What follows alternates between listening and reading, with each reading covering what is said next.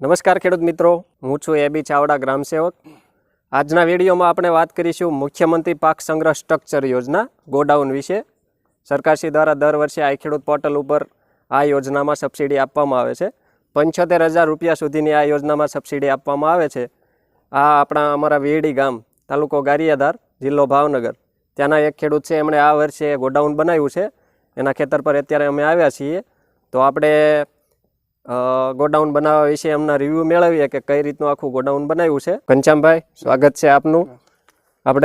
તમે ગોડાઉન બનાવ્યું તો શરૂઆત ક્યાંથી કરી, કઈ રીતે કર્યું?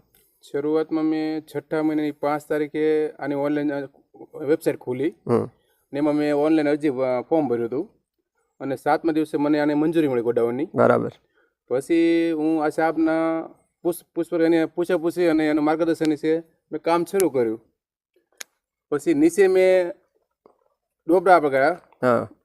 ડોબરા અથવા પાયા 2 ફૂટ સુધીના ગમે તે ગાળી શકે એ મુજબ ડોબરા ગાળીને પ્લેન ડોબરા પૂર્યા પછી ઉપરથી જમીનથી 2 ફૂટ પ્લેન લીધી છે.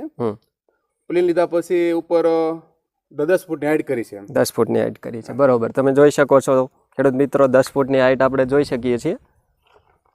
એના ઉપર પાકું ચણતર કરેલું, સ્લેબ ભર્યો છે. સ્લેબ ભેળેલો છે. તો તમને કેવું લાગી આપણે ખેતીવાડીની યોજના? આપણે પાક રાખવા માટે, પાક સંગ્રહ કરવા માટે આ વસ્તુ સારામાં સારી છે. તો હવે તમે આમાં કયા કયા પાકનો સંગ્રહ કરશો?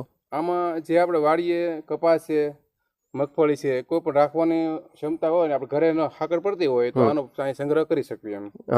એટલે અમારે અહીંયા માનો કપા ગમે તકલીફ પડી હોય, ઘરે ન લઈ જાય તો તાત્કાલિક આમાં ભરી શકીએ. પાકનો સંગ્રહ થઈ શકે. કપાસ અલગ અલગ ઋતુ દ્વારા કે કંઈ કમોસમી વરસાદ કે એવું કંઈ થાય તો એનાથી પાકને સુરક્ષિત રાખીએ છીએ. પણ સુરક્ષિત રાખવા માટેની ગુજરાત સરકારની આપણે ખેતીવાડી વિભાગ દ્વારા એક ખૂબ સારી એવી યોજના ખેડૂતોને પૂરી પાડવામાં આવે છે.